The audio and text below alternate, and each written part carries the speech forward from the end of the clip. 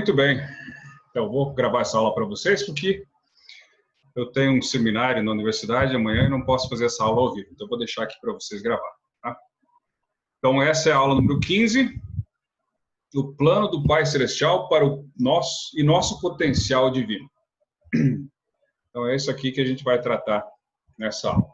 Tá? Então, tem duas partes nessa lição. Ela traz o material do aluno e o material do professor. Então, esse é um material para preparação da aula, que você pode ler, independente.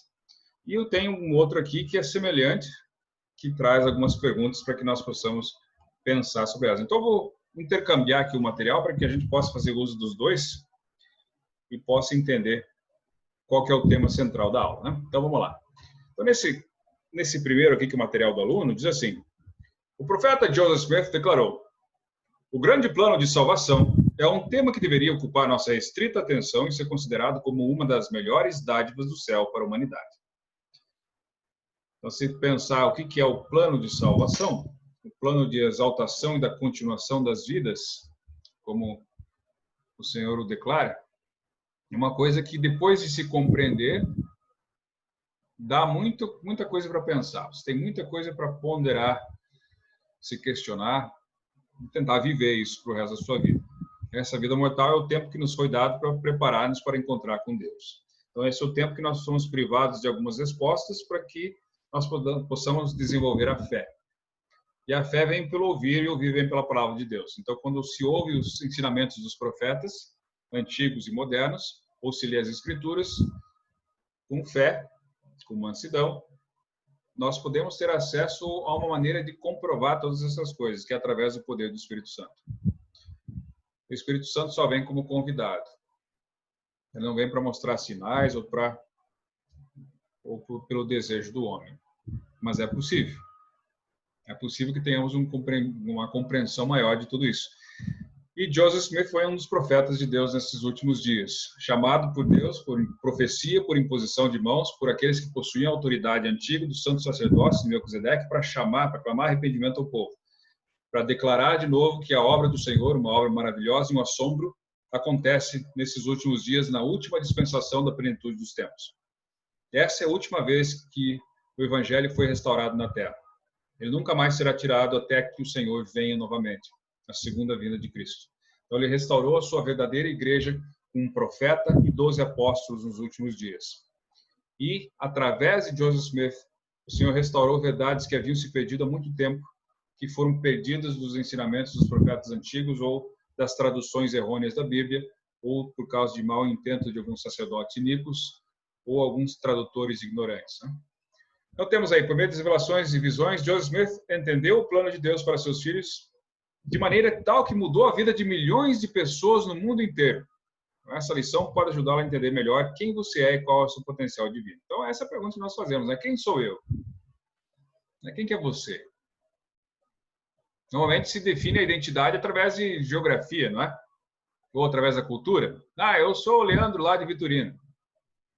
Eu sou brasileiro, eu sou paranaense, eu sou patobranquense, eu sou venezuelano. E muitas vezes o lugar toma parte muito grande na nossa identidade, na nossa identificação. Aqui nós vamos tentar falar de alguma coisa que é uma identidade relativa a todos nós, como filhos do Pai Celestial, como irmãos da raça humana. Nós temos essa descendência divina, essa divindade dentro de nós. É possível você saber disso, ter um testemunho dessa verdade pelo poder do Espírito Santo, e aí você também pode acessar essa divindade que você tem dentro de você.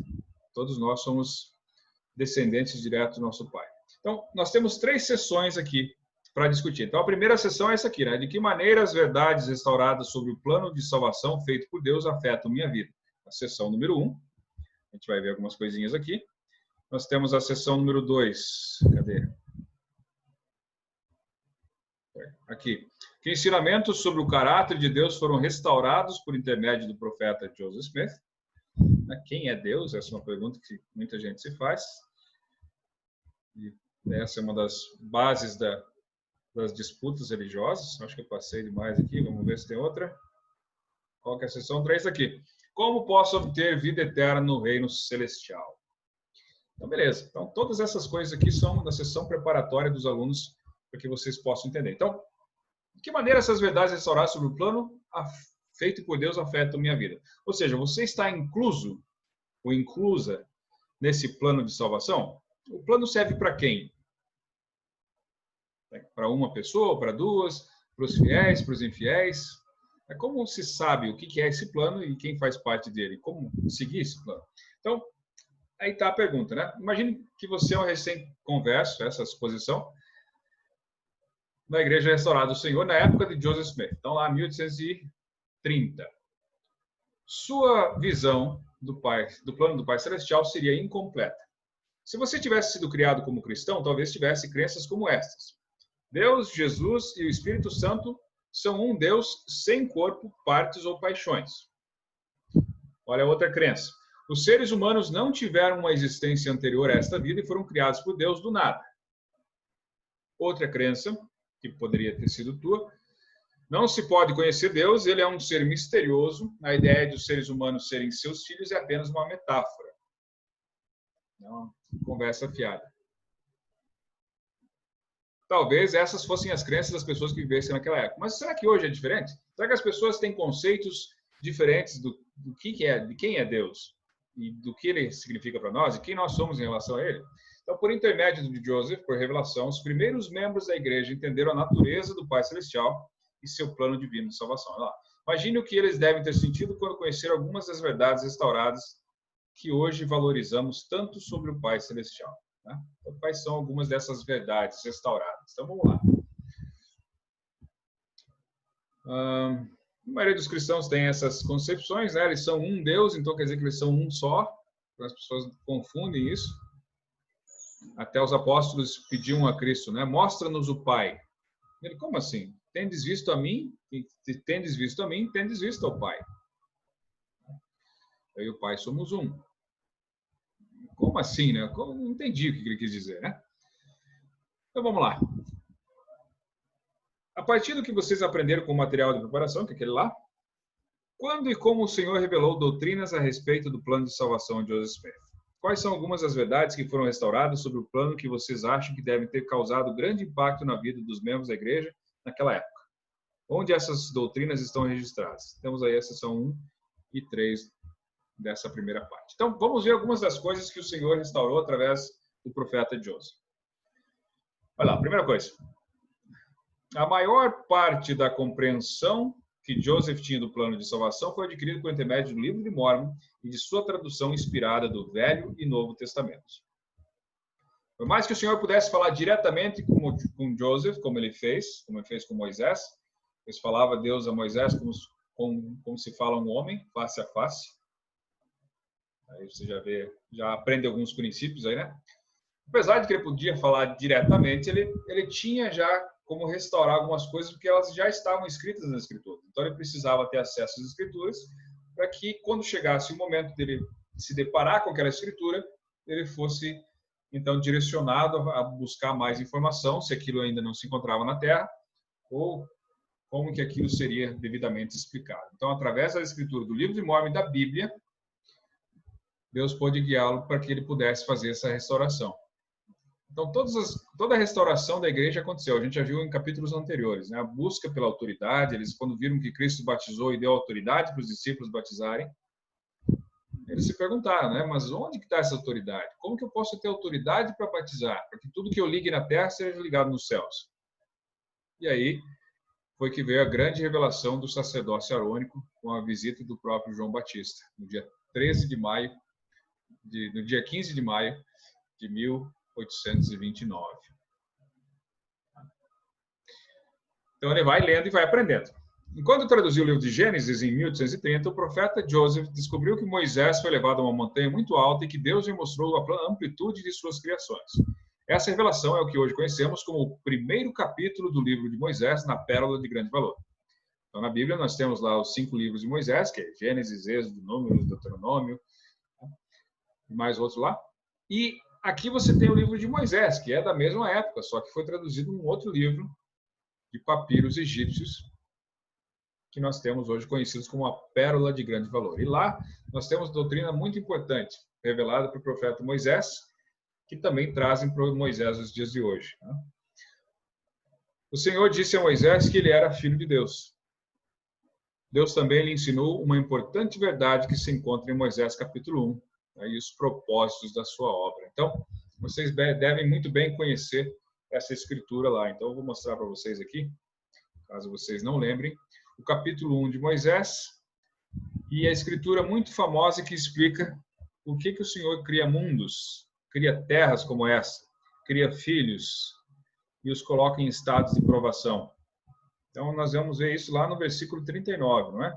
Então, tem toda a conversa aqui com Moisés, ele viu essa terra, não houve partícula dela que ele não visse, discernindo-a pelo Espírito de Deus, viu os habitantes, não houve uma só alma que não tivesse visto, discerniu-os pelo Espírito de Deus.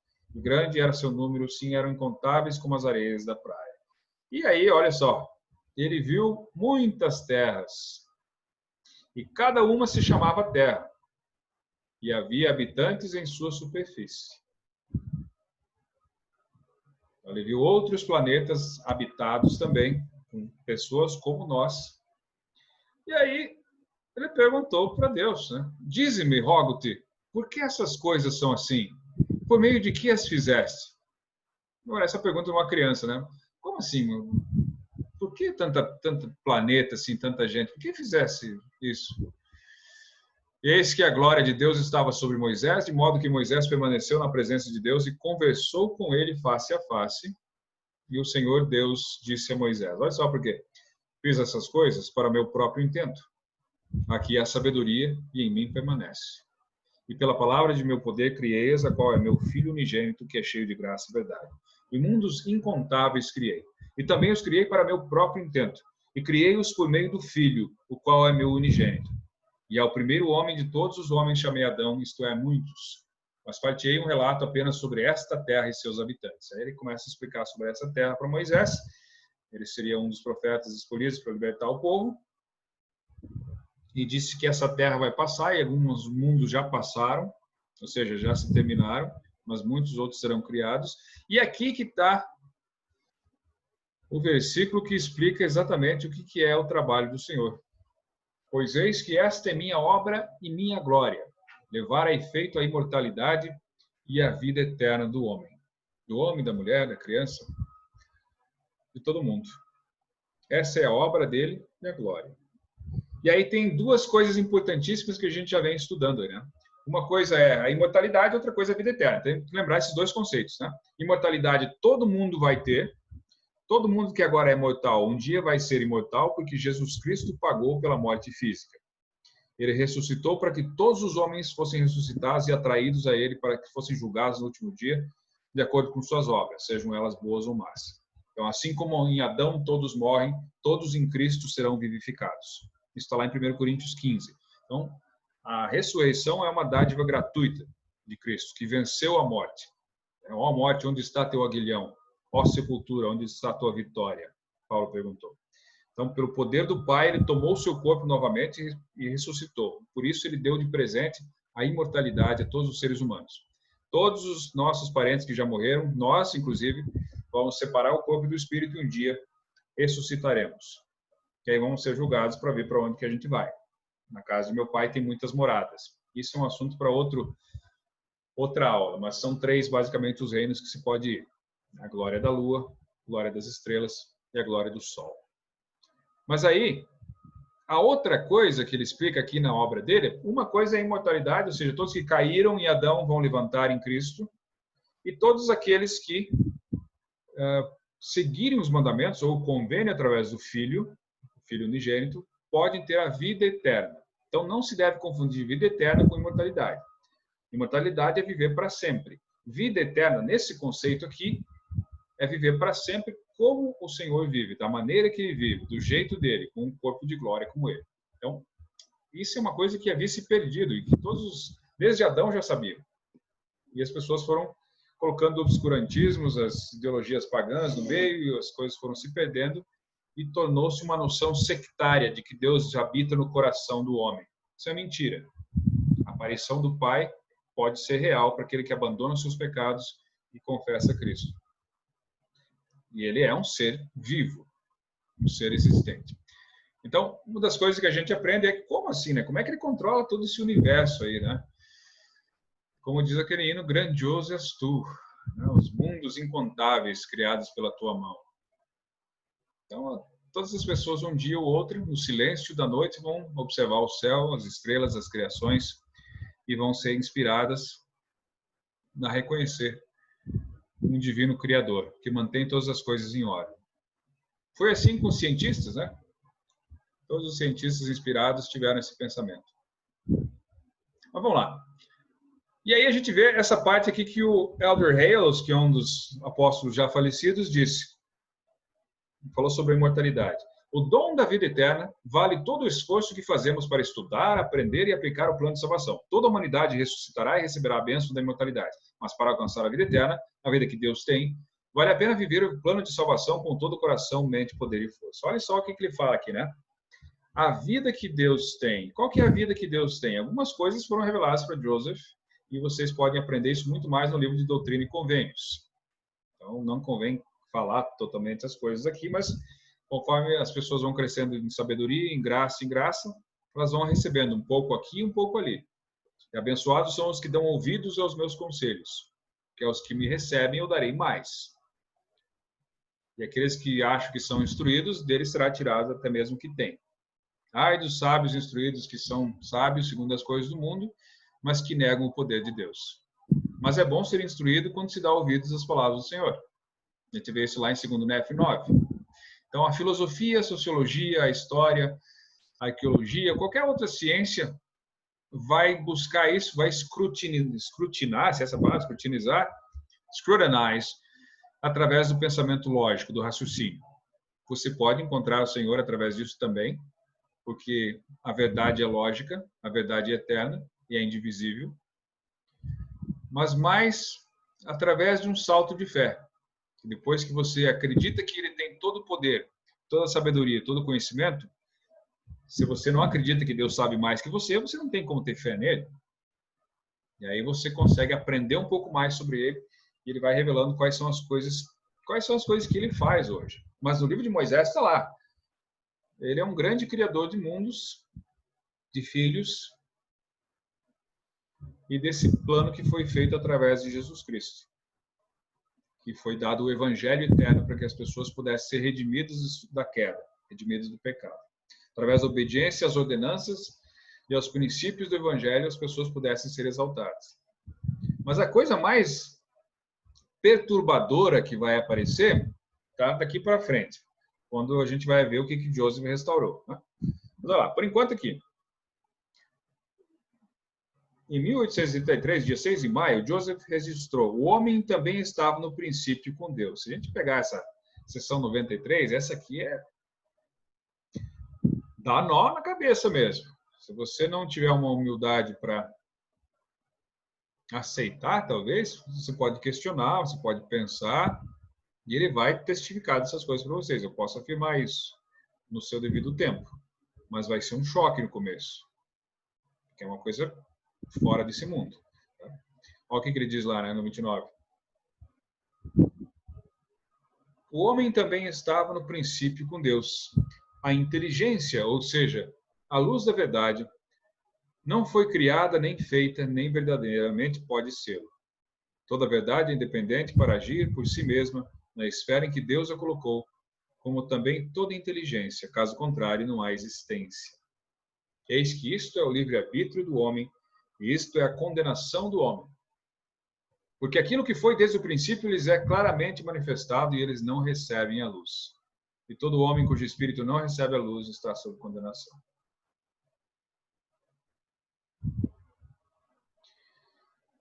Algumas coisas eu não vou falar para vocês aqui, mas pense nisso. Aqui já dá para entender algumas coisas. Dá para ter o princípio de que existia vida antes dessa vida. Que o homem também estava no princípio com Deus. É só você pegar lá o livro de Jeremias. Né? Antes que te formasse no ventre, te conheci. E antes que saísse da madre, te santifiquei. As nações te dei por profeta. Jeremias 1:5. Então já tem um indício lá de vida pré-mortal e outras escrituras na Bíblia que falam isso. Mas nós já existimos em forma de espírito na presença dele, e esse plano foi apresentado, e o livre-arbítrio estava presente. Então, as pessoas que escolheram participar desse plano receberam o seu segundo estado, que é um corpo físico. E o véu de esquecimento caiu sobre nós, e nós estamos aqui sendo provados, testados, para andar pela fé, para ver se faremos todas as coisas que o Senhor nosso Deus nos ordenar. Parece meio mirabolante, né? Parece meio fantástico, mas ao mesmo tempo é simples. E muitas das coisas que nós fizemos lá, a gente não vai lembrar, e não tem como lembrar, caso contrário, não seria um teste. Mas eu posso afirmar para vocês, isso é verdade. Já existíamos antes de vir a essa terra. Muitas dessas coisas que nós vemos por aqui, às vezes, parece que eu já vi isso em algum lugar. Essa pessoa não me é estranha. Esse sentimento. Alguma coisa que vem à nossa mente, o nosso espírito, o nosso coração, nos testificam de que isso é verdade. Que já conhecíamos isso. Mas aí você vai crescendo nisso. Até que ponto o conhecimento da vida pré-mortal é importante para a tua aprovação? Não exatamente. É importante saber que você estava lá, que você fez o convênio, que você veio. Alguns detalhes lá, de repente, só atrapalham. Né? Porque ainda assim é preciso viver pela fé. É mais difícil para o profeta que, após ver o próprio Senhor, tem que continuar fazendo as coisas simples. Que ele começa a duvidar de tudo. E esse é o estado de provação. Mas olha lá.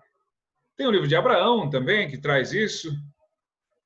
Mas é isso, né? Nós vivíamos a presença do Senhor como seus filhos espirituais e precisávamos progredir. E a progressão vem através da expiação de Cristo. Através do plano que foi dado desde a fundação do mundo. Então, essa é a primeira sessão, né? Nós temos lá. A segunda sessão. Quais são alguns dos ensinamentos sobre o caráter de Deus que foram restaurados pelo profeta Joseph? Se perguntar para as pessoas, quem é Deus? Quem é Deus para você? Uma força misteriosa. É tudo, né? Escuta de tudo, né? Eu acho que Deus não existe, está na natureza, está em cada um de nós. Acho que é uma coisa inventada. Acho que esse negócio de Deus é o homem que inventou, Deus e o diabo. Isso é só para controlar a vida humana. Né? É só para aprisionar as mentes. A igreja e o Estado fazem a mesma coisa. Não existe separação entre igreja e Estado, né? Porque a igreja quer controlar o teu comportamento, o Estado também. Então, não separa muita coisa, né? E aí nós descambamos para um outro pensamento, uma outra doutrina, porque de repente, não é que você de repente não saiba que Deus existe, mas é que algum procedimento, alguma falha de entendimento do plano ou do livre-arbítrio faz com que você julgue que Deus não existe.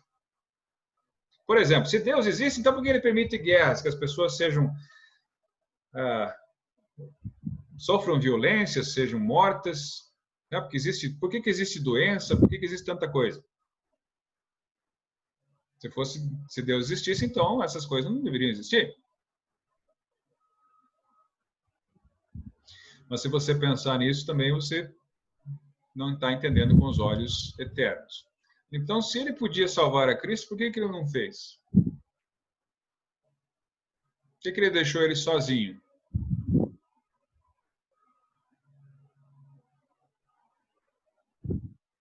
Ao entender essas coisas, nós podemos entender um pouquinho mais sobre o caráter de Deus. Então, se ele fez isso com o próprio Filho, como diz lá, Deus amou o mundo de tal maneira que deu o seu Filho unigênito para que todo aquele que nele crê não pereça, mas tenha a vida eterna. E o Filho também entendia isso. E bebeu da taça amarga que o Pai deu. E terminou os seus preparativos para os filhos dos homens. Mas, para entender basicamente isso, por que Deus não faz nada? Porque nós somos livres. E todos nós vamos responder pelos nossos atos. Se eu quiser sair matando todo mundo, eu posso fazer isso.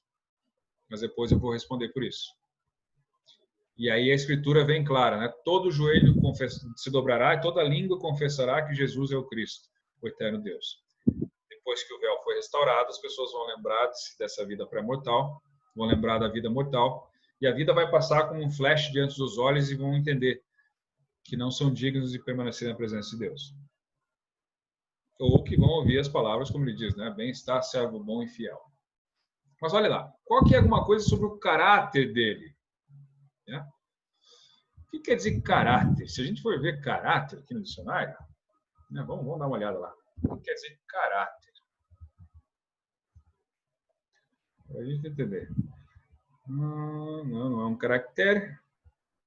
Índole, alma, ânimo. Quer ter caráter? Conjunto de características e traços relativos à maneira de agir e de reagir de um indivíduo ou de um grupo. É um feitio moral. É a firmeza e coerência de atitudes. O conjunto das qualidades e defeitos de uma pessoa é que vão determinar a sua conduta e sua moralidade, seu caráter. Como a pessoa é. Assim como pensa no seu coração, né? Assim ele é.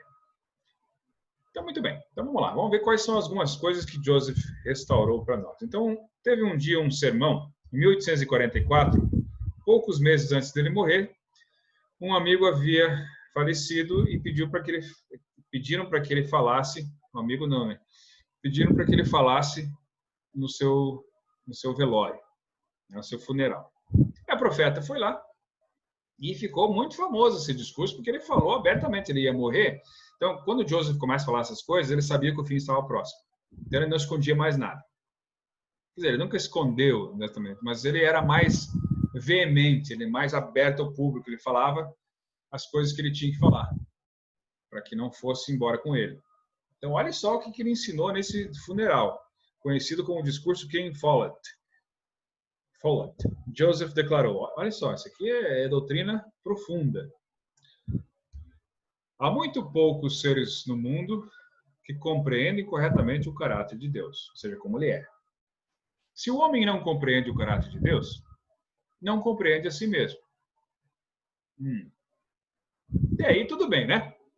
É preciso conhecer a Deus para conhecer a si mesmo e vice-versa. O próprio Deus foi como somos agora e é um homem exaltado e está entronizado nos céus. Se vocês pudessem vê-lo hoje, veriam que é semelhante ao homem na forma como vocês. Opa, peraí. Você começa a entender que Deus tem um corpo tão tangível de carne e ossos quanto o do homem. O Filho também. O Espírito não tem um corpo de carne e ossos. Se não fosse assim, não poderia habitar em nós. Mas é um personagem de espírito. Mas Deus tem um corpo de carne e ossos, como foi declarado pelo profeta. Até aí você entende. Tudo bem, é um homem exaltado. É um homem, ele, né?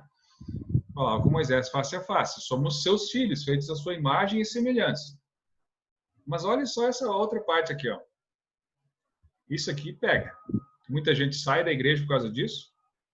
Muita gente nem entra na igreja por causa disso. Mas olha lá. O próprio Deus foi como somos agora. E é um homem exaltado e está entronizado nos céus. A verdade aqui é que nunca houve um tempo, nós que vivemos no mundo temporal, nessa dimensão, nunca houve um momento em que não houvesse mundos e homens sendo provados e passando por esse estágio de evolução espiritual. Então, com isso... Oi? Tudo bem? Estou dando aula aqui. Mas olha lá que coisa. Assim como você é agora, o Senhor também já foi em algum outro planeta, em algum outro universo, em alguma outra era, que para nós não é conhecido, num lugar onde ele não era pai, mas ele era filho.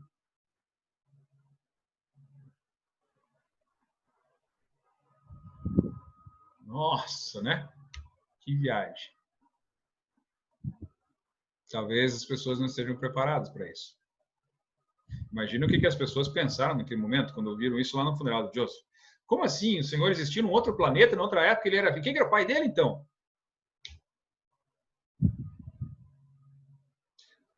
O homem também estava no princípio com Deus. E a inteligência não pode ser criada.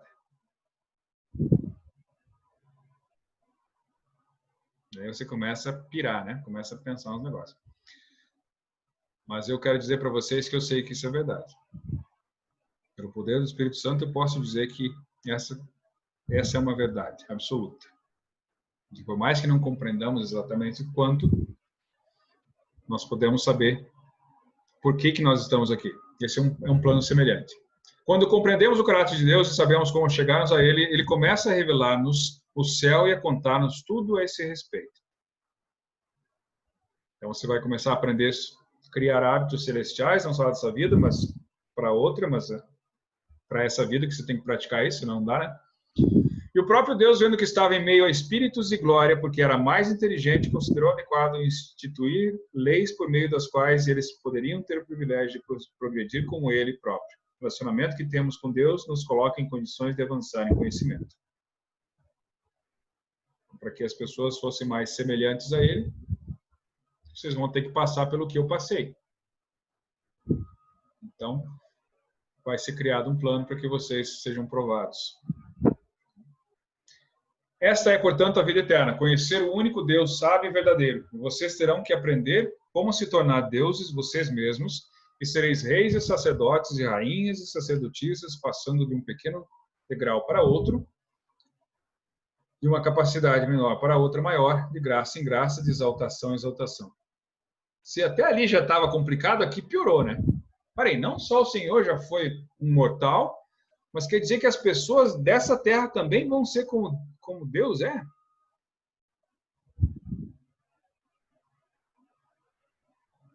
E tenho dito, sois deuses. Eu já dizia lá em Salmos, né? Filhos do Altíssimo.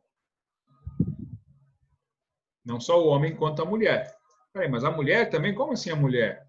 Deus não é só masculino?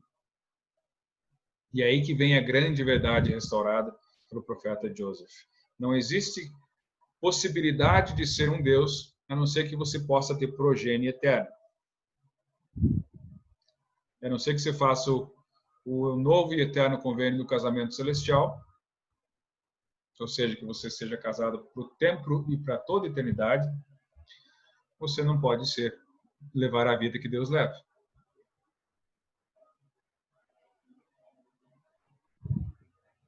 E aí, como é que você lida com uma verdade dessa? Ou com uma história fantástica dessa? Como assim, né? Né? É muita coisa, é mentira isso aí. Isso aí não pode ser verdade. Como assim? Mas essa é a verdade que nós precisamos saber nessa terra. Esse é o plano de salvação, de exaltação e de continuação das vidas. Caso o homem ou a mulher não entre nessa ordem do santo sacerdócio, eles não poderão ter progênie eterno, porque lá não se casam e não se dão em casamento. Mas aí vão ser como os anjos. Por isso que é preciso ser feito aqui, enquanto se pode escolher, enquanto ainda se tem dúvida, enquanto ainda se pode provar a fé. Suficiente para que Joseph fosse perseguido e fosse morto, né? Você não vai sair falando isso para todo mundo, mas, na verdade, é isso que o Senhor ensinou nas Escrituras. Esse é o plano desde o começo. Né? Olha o que Gilder Christofferson falou dos 12 apóstolos. Em tudo isso, o propósito de Deus é que nós, seus filhos, sintamos a alegria suprema, estejamos com Ele eternamente e nos tornemos como Ele é. Gilder Christofferson. Eu repreendo e castigo a todos quanto amo. Tá, esse é o discurso. Então, Joseph ensinou que é o seguinte, não é que você vai morrer e você vai ser uma pessoa já exaltada. Haverá muitas eras depois de aprendizado para que você possa chegar a esse patamar. Mas começa tudo aqui. E aí nós vamos para uma outra dimensão onde o tempo já não existe mais. Não vai existir presente, nem passado, nem futuro, mas um eternal round, um círculo eterno. Isso também deixa a mente bem pensativa, né? Mas, como diziam alguns líderes sábios, né, da igreja, a doutrina profunda leva profundo. Se você não fizer as coisas básicas, como fé e arrependimento, boas obras, então nada adianta você saber tudo isso. Você pode pegar e fazer o mapa do Colob inteiro. Não adianta nada. Se você não tiver caridade, você não é nada. Nós não somos nada, sem ser caridosos, né? Tá, então essa era uma das coisas que Joseph restaurou, né? Vamos ver aqui nessa outra parte. Nosso potencial, né? Esse discurso que ele deu lá no funeral, né?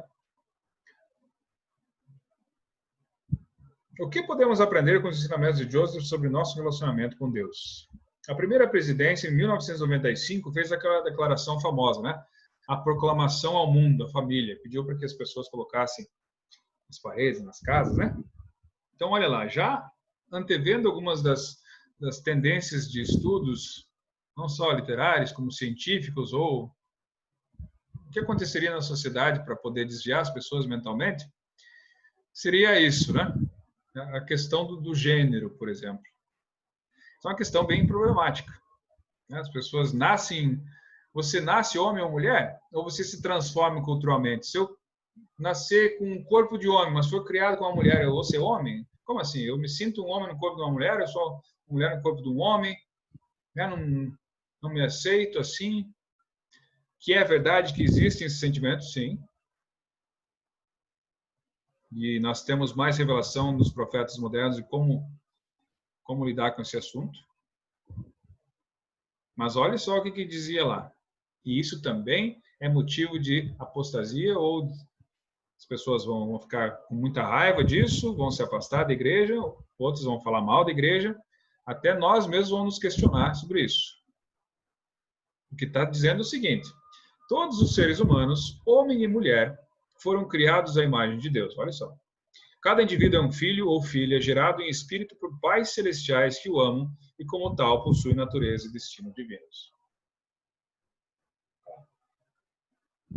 Na esfera pré-mortal, os filhos e filhas que foram gerados em espírito conheciam e adoravam a Deus como seu Pai eterno e aceitaram seu plano segundo o qual seus filhos poderiam obter um corpo físico e adquirir a experiência terrena, a fim de progredirem rumo à perfeição, terminando por alcançar seu destino divino como herdeiros da vida eterna. Tem uma outra parte lá da programação que fala que o gênero é pré-mortal, mortal e eterno. Ou seja, se você é um homem, então você já foi um homem. E você sempre será um homem. Se você é uma mulher, então você era mulher e você vai ser uma mulher.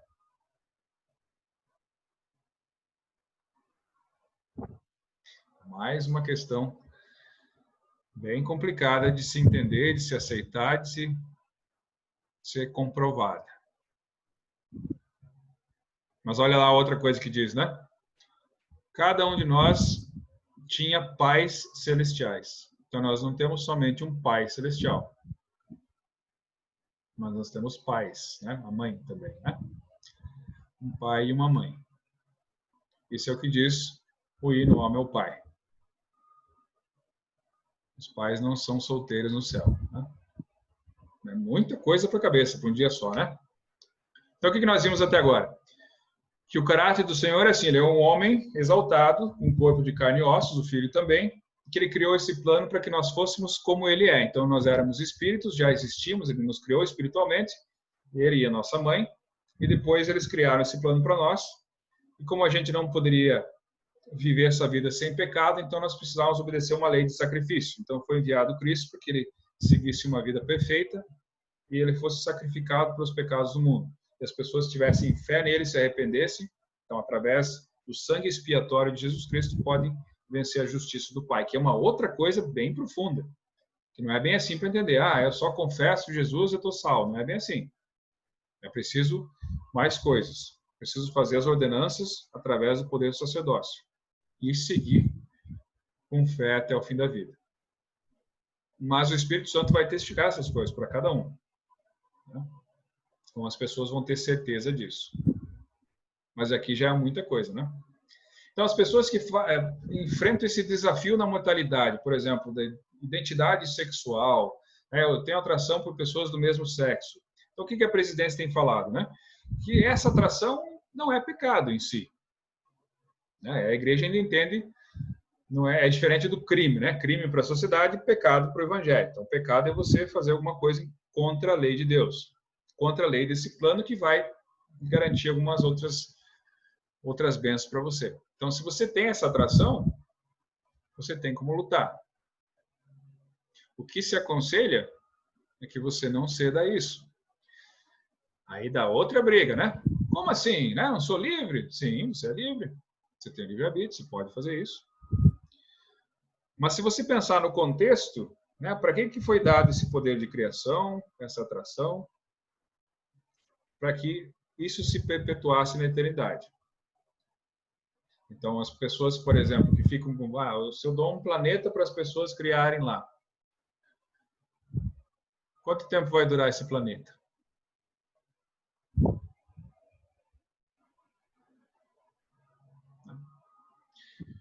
São coisas para se pensar. Mas, assim, eu não estou aqui para falar de moral, para, né, defender isso ou aquilo, mas o que a doutrina nos traz é isso. Que, aceitando a gente ou não, as escrituras estão dizendo que nós já éramos assim. E que nós estamos aqui agora. Eu tenho inclinações, eu tenho atrações, assim como o homossexual tem atrações para o mesmo sexo, assim o heterossexual também é tentado a sair do casamento, a cometer adultério, que também é um dos pecados. Aliás, Davi cometeu isso, mas não foi por causa disso que ele perdeu a exaltação. Ele podia ter se arrependido, no caso de Urias e a esposa dele. Mas é que ele mandou matar Urias, para encobrir o pecado dele. Então, o assassinato de sangue inocente fez com que ele caísse da sua exaltação. O próprio Davi, o rei Davi. Quantas mulheres ele tinha, né? Então, não é uma questão de ter mulher, ter homem, sei lá quantas relações você vai ter, mas é uma questão de fidelidade ao convênio. Então, olha lá. É uma coisa bem profunda. E aí, o que a gente aprende é o seguinte, né? Como filhos e filhas espirituais do Pai Celestial, temos o potencial de nos tornar como Ele. Então, isso não vai ser um preço fácil. Você vai ter que passar por algumas coisas aqui na vida. O rei Benjamim já dizia isso lá no livro de Mórmon, né? Vocês lembram disso? O que o rei Benjamim dizia? Mosias 3... Qual que é? O homem natural? Mosias 3,16, se não me engano. Vamos ver lá, então, essa escritura. Uma escritura muito boa. Deixa eu pegar aqui. Mosias, capítulo 3. Aí.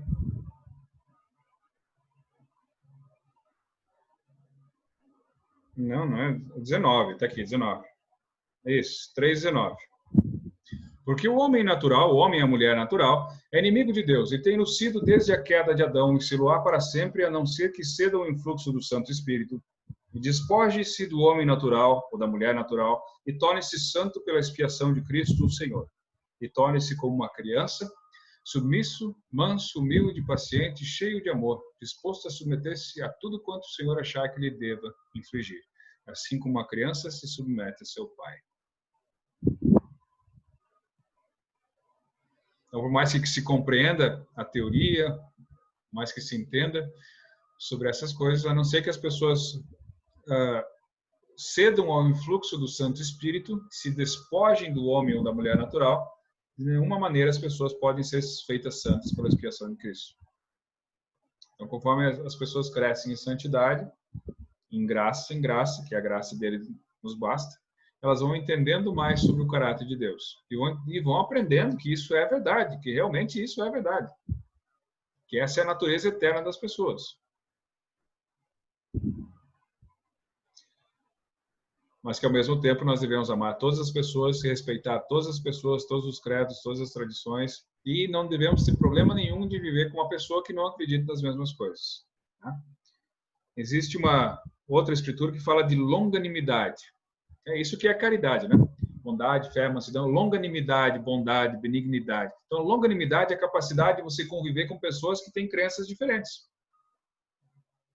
Aí que vem, talvez, o teste.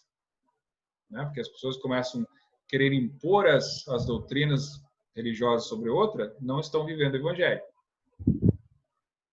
E aí você não vai ser como o Senhor é.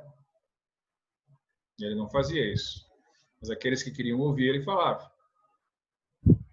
É só lembrar da mulher lá no poço de Jacó, a mulher samaritana. Quando ele falou que pediu água para beber, né? Sou samaritana, pedes-me a mim de beber? Eu que sou mulher samaritana? E aí que ele explica sobre a vida eterna para ela. Então, quando as pessoas estiverem preparadas, elas vão ouvir sobre o plano. Então, essas são as primeiras duas sessões. E a terceira é essa aqui. Como que você pode obter a vida eterna no reino celestial? Que aí é pós-milênio, pós-julgamento, uma coisa que vai levar muito tempo ainda, enquanto houver o tempo. Então, imagine novamente que você é um dos primeiros conversos da Igreja Restaurada. Então, lá em 1830, é muito provável que você também acreditasse, com a maioria dos cristãos daquela época, que quando uma pessoa morre, ela vai ou para o céu ou para o inferno. Tem uns que acreditam no purgatório, né, que é um negócio intermediário lá. Muitas pessoas na época de Joseph Smith eram congregacionalistas ou universalistas. Se você tivesse um ponto de vista congregacionalista, você acreditaria que somente um pequeno número de pessoas iria para o céu. Se tivesse um ponto de vista universalista, provavelmente acreditaria que Deus exige que os pecadores recebam algum castigo, mas no final todos irão para o céu. Ele nos castigará com somente uns poucos açoites e depois seremos todos salvos no reino dos céus. Mentiu um pouco. Abriu uma cova para vosso vizinho. Não há mal nisso. Comei, bebei e diverti-vos, porque amanhã morreremos. Não dá nada. E aí vem a parábola das 10 virgens, né? As virgens sábias e as virgens loucas, né? Que não guardaram o óleo e quando chegou o noivo, elas não tinham. Mas nessa época era assim, né? As pessoas tinham essa crença. Ou vai todo mundo, ou vai só um pouquinho de gente. Olha aí a casa, né? Bonito.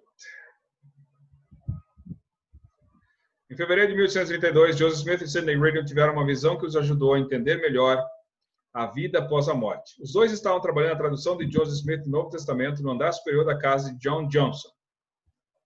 Essa casa aí. Foi reformada, né? E aí eles chegaram lá na Escritura, João 5:29. O que diz a Escritura, João 5:29? Vamos ver? Está lá. E os que fizerem o bem sairão para a ressurreição da vida, e os que fizeram o mal para a ressurreição da condenação. Como assim ressurreição da vida e ressurreição da condenação? Aí já está explicando, né, que ressurreição é uma coisa que acontece com todo mundo. Imortalidade tem a ver com ressurreição. Todas as pessoas vão ressuscitar ou para o bem ou para o mal, ou para a vida ou para a condenação. Aí os dois já ficaram pensativos, né? O que será que é isso? Vários homens estavam presentes na sala, sendo que Joseph e Sidney foram as únicas duas pessoas que tiveram a visão e descreveram o que viram. Então, naquele momento, as pessoas testemunharam que viram os dois meio que em transe ali, parece que estavam vendo alguma coisa, os dois juntos, e depois os dois relataram essa visão, que está lá em Doutrina e Convênio 76, que é uma sessão grande. Doutrina e Convênio 76 explica muita coisa. E vai entender o plano do Pai Celestial. Então, se você quiser entender mais o que é o plano, você vai lá na sessão 76 e marca as verdades que acha importante para você lá, né? Muito bem. Então, essas são as primeiras partes dessa lição, né? Então, a gente vem para cá. E essa é a pergunta, né? Como essa verdade pode influenciar o modo como você vê seu relacionamento com o Pai Celestial? Então, assim como ele é, assim como você é, ele já foi. Ou seja, tudo que você está passando ou que vai passar ainda, ele compreende. Ele já foi mortal. Cristo já foi mortal e hoje ele está sentado à direita do Pai. Ele é perfeito como o Pai é. E quando ele apareceu para os nefitas, ele ensinou isso, né? Sede vós, pois, perfeitos como perfeito é vosso Pai que está nos céus, ou como eu sou. E aí a gente tem que entender o que é ser perfeito, né? Quando você lê lá Mateus 5, 6, 7, ou terceiro Nef do 12 em diante, você tem que entender que a palavra perfeito não quer dizer sem falhas ou sem erros, mas ser fiel e leal ao convênio. Então, cada vez que você for fiel e leal ao convênio, até o fim da tua vida mortal, fazendo tudo que tiver a teu alcance, então você vai ser perfeito em Cristo, porque é somente através da graça dele que você pode ser salvo. Então, no último discurso da conferência, não sei se foi Edward Banner, acho que foi, falou que os hábitos celestiais, ou as bênçãos, ou os dons, não vêm por hábitos ou por práticas tuas. Não adianta você treinar muito para você ter uma bênção, um dom, uma graça. A graça vem porque ele te dá a graça. Eu vou praticar bastante aqui, a ser caridoso, aí eu vou ser caridoso. Você tem que praticar, porque você tem que agir por fé, mas quem te dá esse dom é ele. Ele é o autor e aperfeiçoador da nossa fé. E a minha graça basta aos que são humildes e mansos de coração e contritos de espírito. Então, esse é o único sacrifício que ele pede de nós agora. E oferecer-me eis como sacrifício um coração quebrantado e um espírito contrito. E a ninguém mais pode todas as exigências da lei serem cumpridas. Então, o próprio Cristo fez isso. E mostrou como podemos receber a plenitude da glória de Deus no reino celestial, que é a glória do sol, o mais alto grau, onde o Pai vive em família. onde as famílias podem ser eternas. Por isso o nosso trabalho nos templos, para que as famílias sejam seladas. Por isso que Deus prometeu que enviaria Elias. Enviar-vos-ei o profeta Elias antes que venha o grande e terrível dia do Senhor. E ele converterá o coração dos pais aos filhos e o coração dos filhos aos pais, para que eu não venha e fira a terra com uma maldição. E Elias veio no dia 3 de abril de 1836 no templo de Kirtland. Ele, Moisés, Elias o profeta, todos eles restauraram as chaves para que Israel fosse coligado, não só desse lado do véu, como do outro lado também. Então Elias já veio. O espírito de Elias é uma manifestação do Espírito Santo que ajuda você a saber que os teus parentes que já morreram continuam vivos, que estão lá no mundo espiritual esperando, que estão orando para que alguém aqui da terra, da sua família, possa entrar para a igreja, para o templo e fazer as ordenanças por eles, para que eles saiam da prisão, para que eles possam progredir, para que eles possam receber o evangelho também. Porque assim foi pregado o evangelho também aos mortos, para que vivessem segundo Deus em espírito, mas fossem julgados segundo os homens na carne. Então é isso aí, minha gente. Nosso Pai Celestial tem esse plano para nós. Olha o que o Elder Holland falou. Às vezes a gente fica pego nessa afirmação, né?